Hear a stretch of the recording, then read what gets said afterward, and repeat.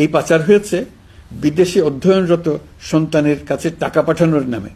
তিনি সন্তানের লেখাপড়ার জন্য এক সেমিস্টারের অর্থাৎ 3 মাসের খরচ বাবদ অফিসিয়াল ব্যাংকিং চ্যানেলে পাঠিয়েছেন $3,33,00,000, অর্থাৎ প্রায় 400 কোটি টাকা।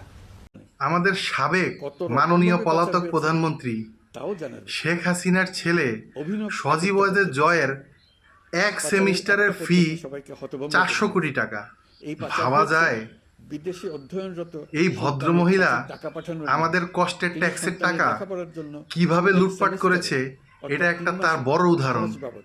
বাইরে লুটপাট করার তো একটা সীমা থাকে, আপনি তো সব সীমা ছাড়াই গেছেন। আওয়ামী লীগের যে ভাইরা আছেন, ভাই আপনার নেত্রী নিজের আখের গোছায় নিছে, আপনাদের জন্য কি করে থুয়ে গেছে ভাই? একটু চিন্তা করে দেখেন তো, আপনারা তার জন্য জান দিতে রেডি?